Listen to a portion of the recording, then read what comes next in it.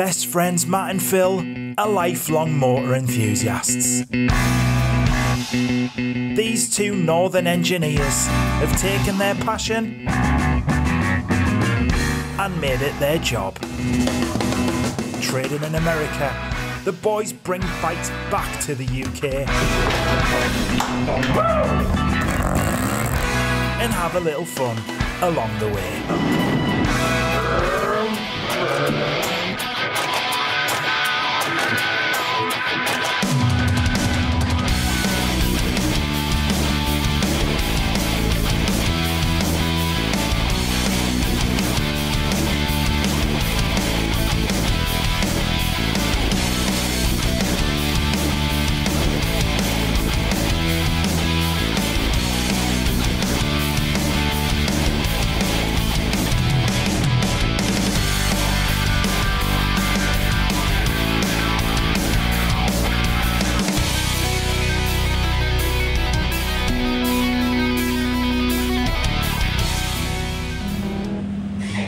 If I was to say what I wanted to do with my life, this is it. This is my dream. We found something we both love. Riding bikes, buying bikes is a real buzz. Selling bikes is a buzz. Fixing bikes is a buzz. And we haven't really planned anything for the future apart from to carry on what we're doing. I can see myself going into my 70s, still tinkering about with bikes, a workshop at the back of the house where Phil and I can do bikes up and even still go racing.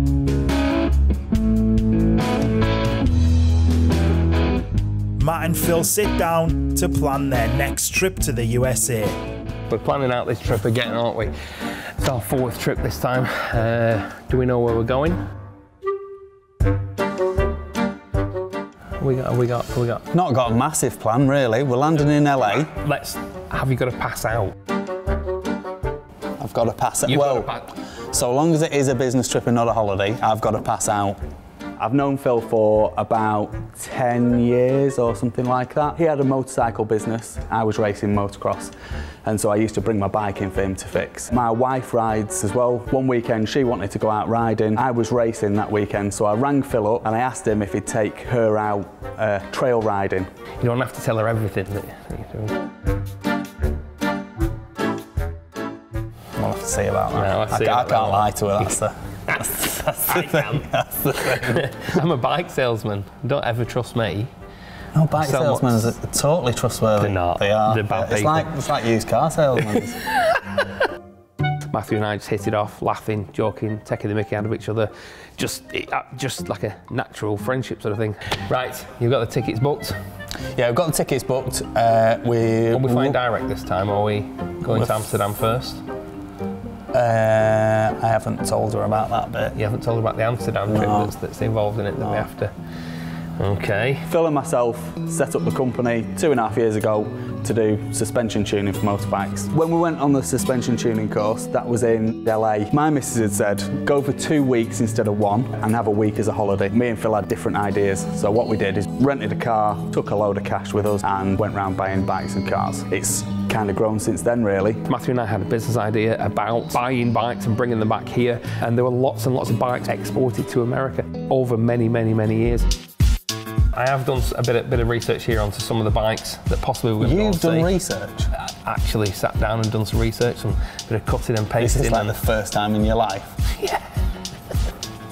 We've got a friend picking us up in LA and we're going to borrow a big Chevy truck off him, which we'll be able to use to carry some bikes around. We've already bought a bike on eBay, a rare 1981 Husqvarna Auto. We're possibly thinking about bringing some American pickup trucks back this time. We're also maybe thinking of having a workshop truck that we can drive around in, picking parts up and dropping bikes off. So I found this YZ465. It looks good. It looks good. It's a good seller, so long as the price is right. I've arranged to go and meet him in LA. Right, how much is it? It's $2,300. It's a bit much, isn't it? A little bit much, but well, let's go and see him, chat to him, tell him all about jolly old England and the Queen. This is going to be our 4th container. We've probably done about 150 bikes up to now. It's become a bit of an addiction. My missus would say it's a bit of an obsession and a disease. It's like my dream come true. As soon as we land, we'll make a plan as to where we're going to go in California, because it is a long way to travel. Our days are long and hard with all the travelling, aren't they? This is for your wife's benefit. Yeah, it's a business trip, not a holiday. Yeah, there's many hours of boring travel.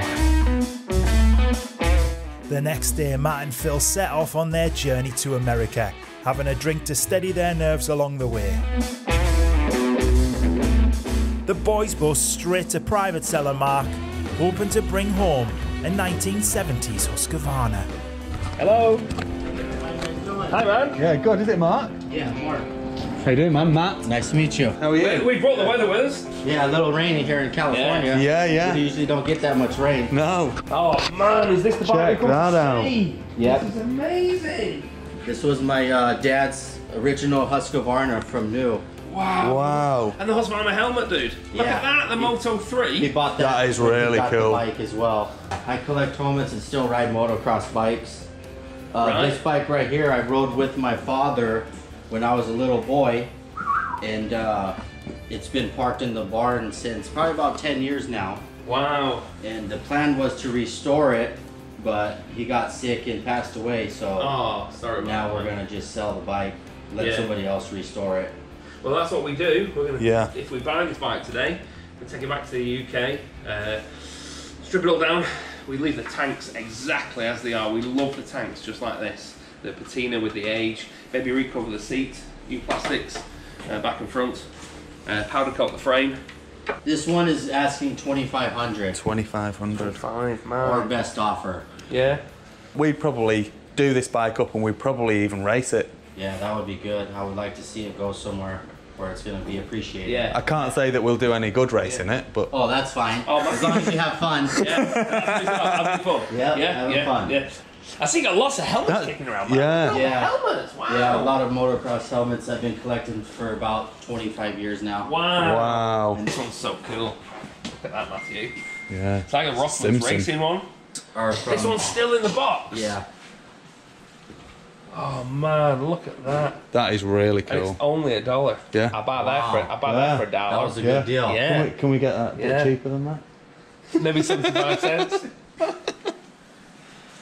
Are there any of these helmets for sale? Yeah. Anything. Yeah, there's some helmets for sale. That one's for sale as well. Package deal. Package deal. I think that might need to be like relined. There is a guy that can rewrap those to make them fit. Really? Yeah.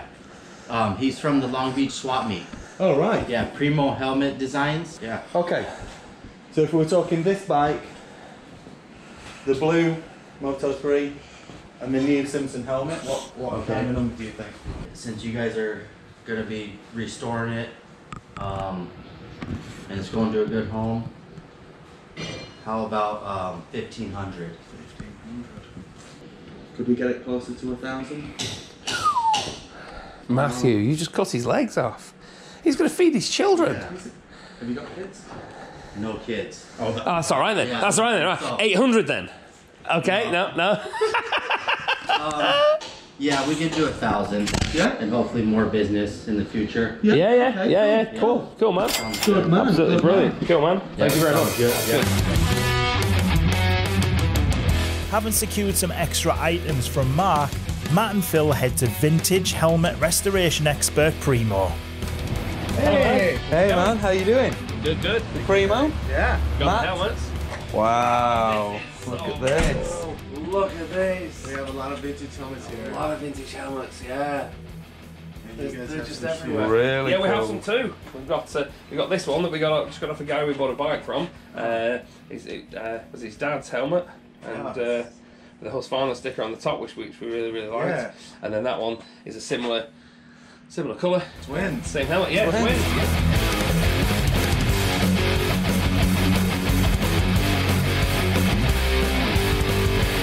Oh wow!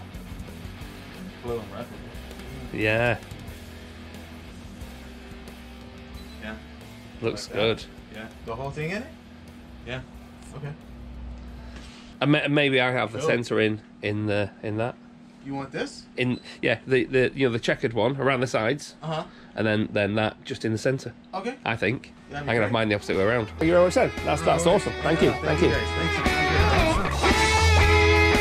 Looking to trade 2 wheels for 4, Matt and Phil chase down their next lead. Rex, a motor enthusiast with a few treats in store. With trousers. With trousers? Looks like he's. Looks really nice inside. It looked like it's been red forever, you know. Yeah. Maybe I like the red. Painted, and it's really got very little rust. Doesn't have Nice any and solid. dents in it or anything. No, it looks like just what we're looking for, man. It was an original V8 car, 3 on the tree, no power brakes, no power steering, nothing like that. You get a key and a heater, that's all you get. Somewhat confident this is actually a 312. A 312. Because it came out of an automobile, Right.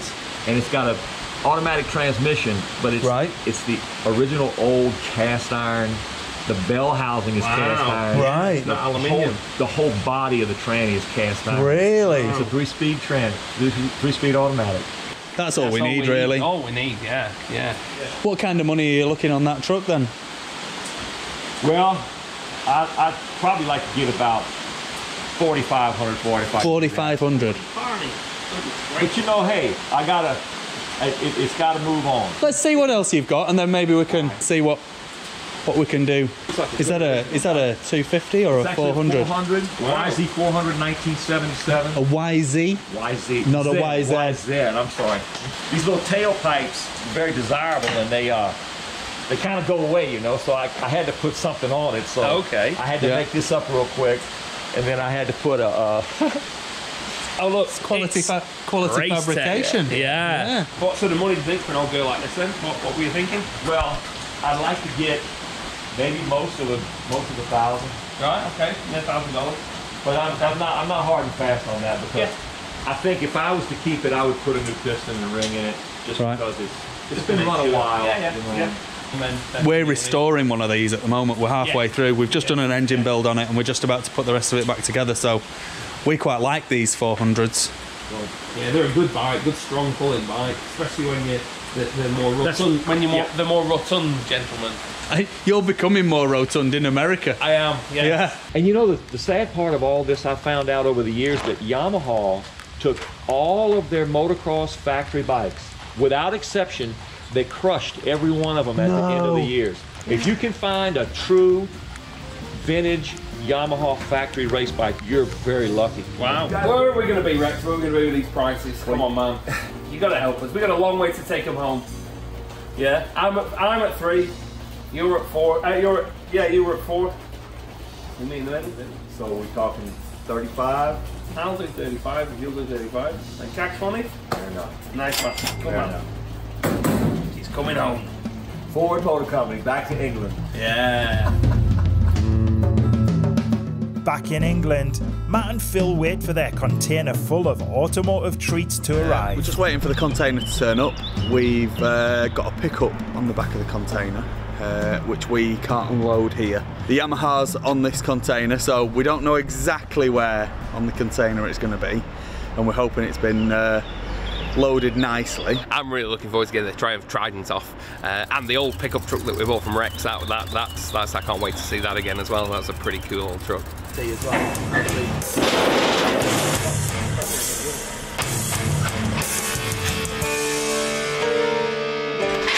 Nick at the shipping yard, he always seems to do this.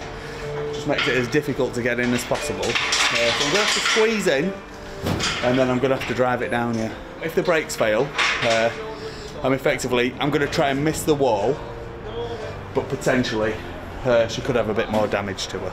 You can see quite a large gentleman trying to slide into a very small orifice. Is that the saying?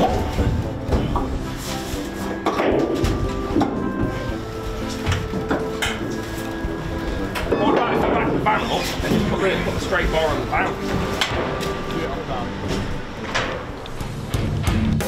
Coming up in part 2, the boys test their bikes at the track, and disaster strikes for one of the most prized purchases.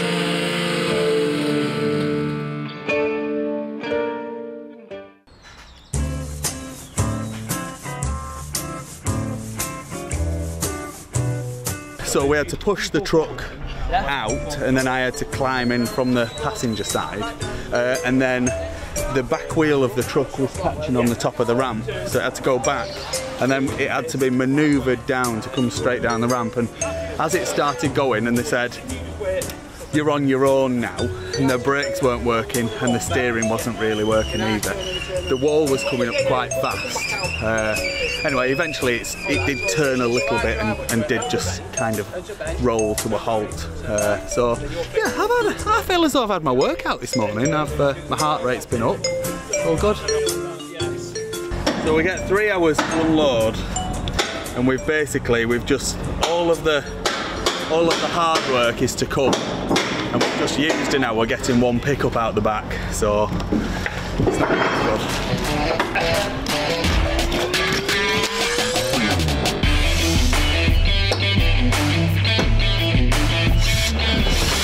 This is the container load this ramp will have done for us, but we've improved it every single time. So we never used to have legs, and so it was very bendy. And we never used to attach them together, so they used to split apart. So when you were riding the bikes out, there was a good potential you could slip down middle, or the ramps would snap on you.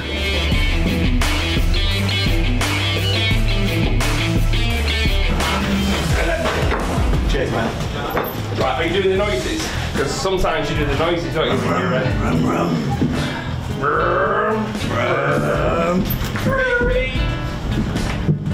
Shall I push him down?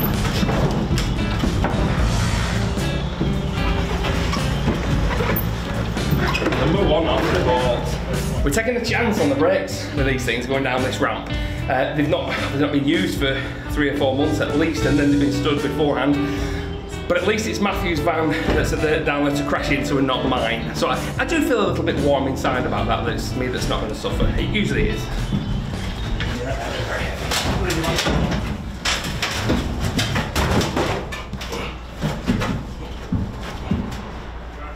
Roll it forward. Yeah. It'll roll down. Yeah, let it.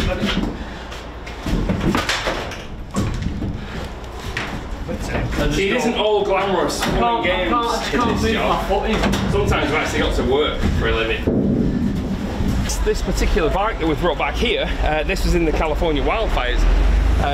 This bike was absolutely mint. It was in a museum. It had been totally restored, and we found it in this very, very sorry state now. But somebody over here, it's a British bike, it's a Triumph, so somebody over here will absolutely love this. Strip it all completely back down, rebuild it, it will be as good as new. We've already sold a Harley to a guy from Darwin, which is quite a local town to us. We've told him about this yellow one that we had coming back, I think it's in 1972. 1969. 69, then I'll stand corrected, I always am. So he said as soon as the container lands, he wants first dibs on this one, so I'll say that's quite good. It's not, there's nothing further down.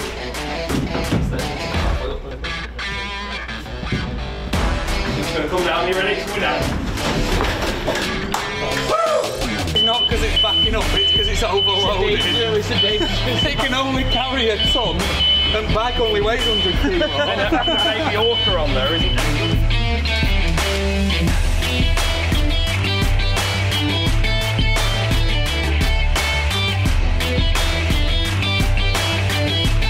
Later this afternoon, this engine's going to be in a bike, in a frame, hopefully running. We'll just check the vital thing. Yes, look, the engine does actually turn over. It's got compression, so that is all good.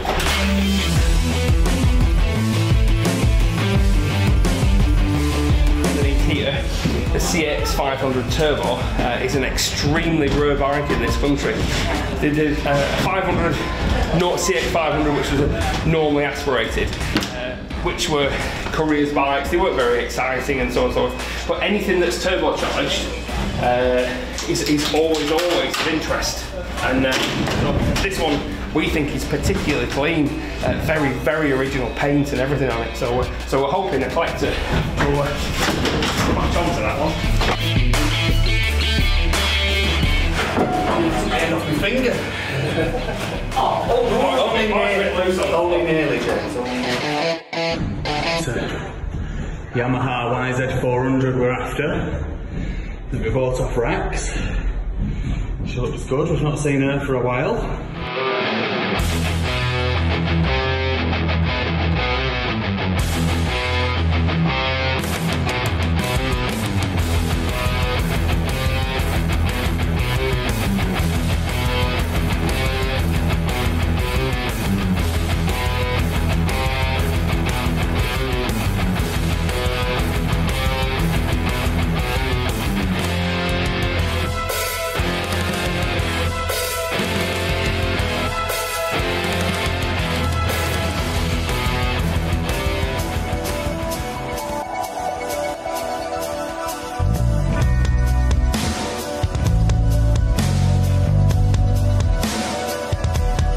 One of the perks of Matt and Phil's job is to test drive every bike before they put it on the UK market. They come to Astley Raceway to see how these vehicles perform. So these are a number of bikes that we brought back from America in our last container. The real reason why we're here is this Yamaha YZ400 over here, which we brought back from America, again in the last container. We bought this from a guy called Rex, who was a lovely guy. Very colourful character, wasn't he? Very eccentric guy. Yeah. And it needed a full restoration. It was a basket case, it didn't run. It had been sat without its plug-in for however many years. And no matter what they tell you about California, that it doesn't rain, when we were there last time, it rained and rained and rained. So we did the sympathetic restoration on this bike. We kept the bike with all its original frame and original paint on its frame because there's not much rust or corrosion. But the engine, we did decide to go through the engine to give it a lot more reliability. Give it its original amount of power back with a new piston, new bearings, new gearbox bearings. We went through everything. We powder coated all the engine, although you can't see it now because it's all dusty, but we powder coated all the engine, replaced all the engine bolts with stainless steel bolts, and it just makes it look really, really nice, as well as it riding a lot better. But obviously in an old chassis with old geometry, a nice old comfy seat, which you don't get these days. New Hondas don't come with them, they're like razor blades.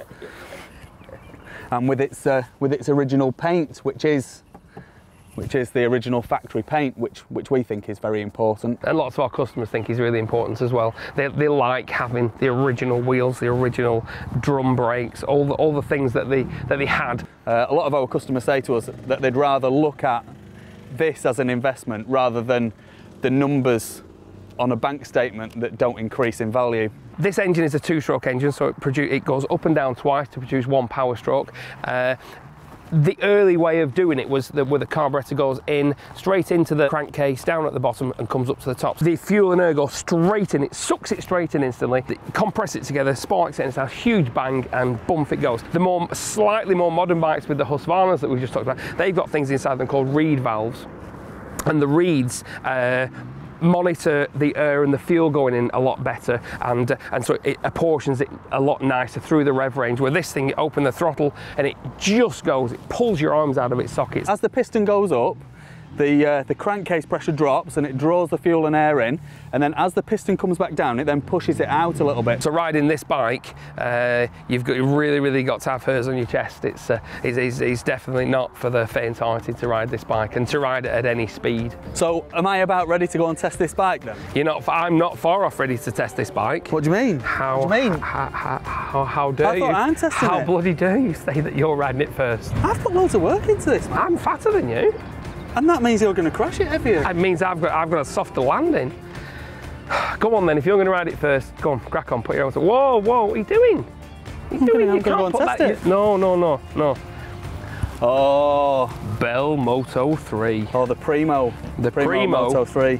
With the inside, the black arc tuning internals to your helmet. I know what you're saying, and I did like the idea of this. It does cover more of your face up for any photography though. But I did see a little Facebook video on Friday of someone who'd been racing in one of these, and he crashed, and he said it did hurt his head a lot, and he's never going to wear it again. But no sense, no feeling, you'll be fine. Those pork chops will just give you that extra cheek padding. The extra cheek padding. The extra bit of protection. And you'll be absolutely fine. Don't worry about it. Right, we're good to go. Proper Bobby Dazzler. Yeah.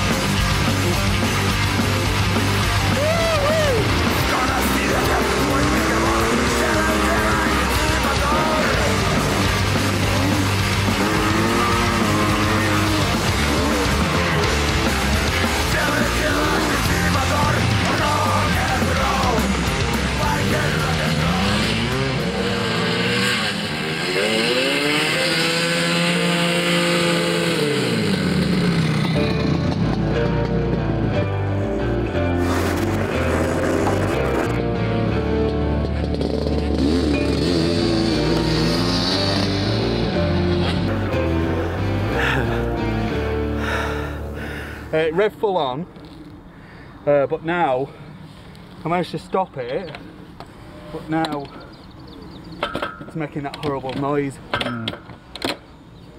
So something's either snapped or I don't know. We'll have to have a look.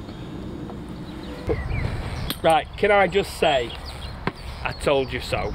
We must never ever let Matthew test drive the new bike that is for sale, because it's now very second hand and broken. It's not very for sale now. It's very broken. Oh dear. Very, very broken. What went wrong, Matthew? I'm going to blame the engine builder. At this point, I'm blaming the engine builder. It can't be. It can't be the engine builder, because that's me. Yeah. I don't do anything wrong. It appears to be the engine that's gone wrong.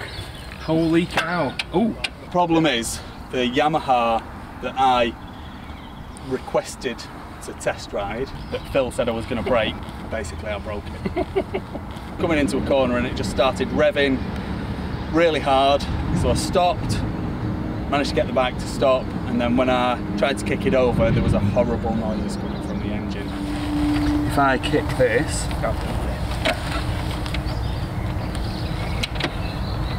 See the barrel moving up and down. it's not supposed to do that. We'll have to take the head off and the barrel off, so the exhaust and the carb and everything will have to come off. The head and the barrel off, and then just make sure the studs haven't pulled through in the crankcases or anything like that, and then torque them back down, hopefully. New gasket. 2 new gaskets, and then it'll be back up for sale without Matthew test driving it again. Yeah. Back at Blackheart's Tuning, Matt and Phil stripped down the Yamaha to identify exactly what went wrong on racetrack day. So we had our track day on this bike. We put our heart and soul into rebuilding this bike. It's had a full engine rebuild, sympathetic plastics that are satin coated. As predicted, Matthew broke the bike. I don't think it was me that broke the bike, was it? Who was riding it? It was only the base gasket, probably defective base gasket. Maybe serve you right for buying cheap materials. Cheap stuff, maybe. yes. I should have bought Yamaha parts. We've now, we actually made our own gasket. We used our own gasket paper, put that back together and torqued it down. 50 Newton meters was the torque setting for the bolts to bolt the barrel down. Then the head on top of there. We've pushed over the kickstart and there is compression now. It should all go back together again. Do you reckon when I ride it next time I'll be able to beat you? No, there is no next time. You're not riding it now. Oh. You've passed that bit. You've been a naughty boy. You've broken it, and now we just need to sell it, make some money on it. Okay. It's cost us enough already as it is. Okay. I've put it online for 2,700 quid. What are we going to take for it, do you think? I think if we got 25 for it, I think we'd be doing all right. We've put new tyres on it, new plastics on it, rebuilt the engine. Twice. Twice now, yeah. I think we're 25 would be a good price, wouldn't it? Yeah. Yeah. On the next episode of Rusty Riches, Matt and Phil meet a familiar face as they test drive their dirt bikes in the Colorado desert. And they hunt out more stateside deals to bring back to the UK.